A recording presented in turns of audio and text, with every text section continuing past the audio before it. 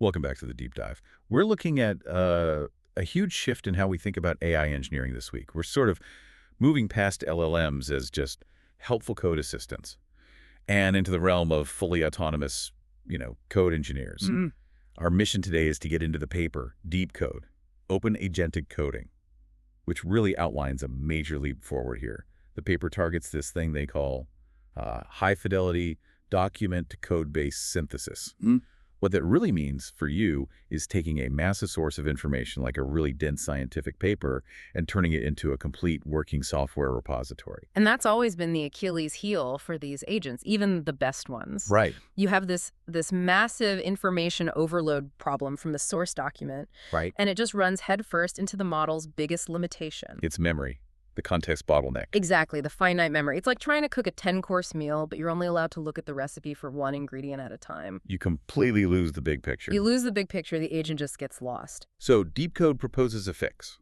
They have a fully autonomous framework that reframes the whole thing as and this is their term, a channel optimization problem.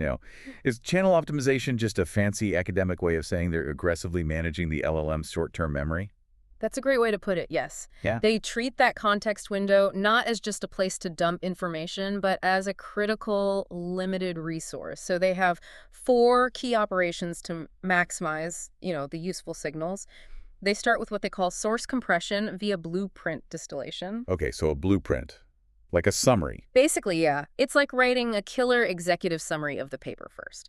A high-level map before a single line of code gets written. And the second thing, The second is structured indexing using stateful code memory. This just means the agent actively tracks the code it's already built so it remembers where everything is. right, so that solves the internal memory problem. But Yeah. what about external knowledge? Stuff that wasn't in that initial blueprint, like a specific library it needs. That's operations 3 and 4.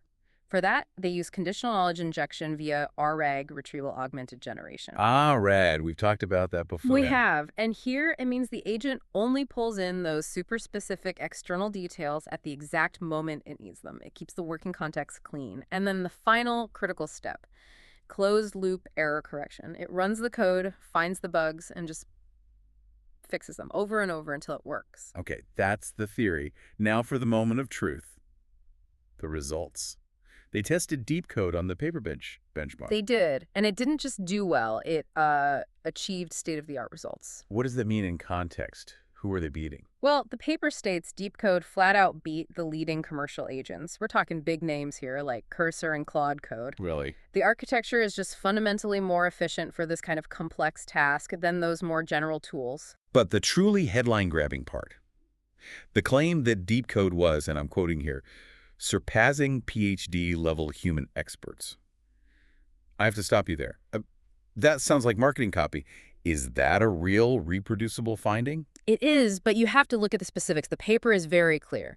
The machine exceeded human performance on metrics like code correctness, the reproducibility of the results, and, how closely it stuck to the original scientific paper. So not just writing code, but writing the right code. Exactly. And if you connect that to the bigger picture, this isn't just about a better coding tool. This is maybe the first time an AI has shown it can audit and verify complex science without a human in the loop. It's a systemic change. What an incredible advancement. So Yeah. DeepCode solved that fundamental memory problem that held back all the previous agents.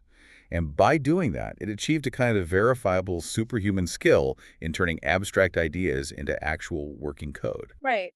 And this raises a really important question for you to think about. If these autonomous agents can now accelerate research, truly accelerate it, by reproducing and verifying results just from reading a paper, what does that do to the sheer pace of future scientific progress?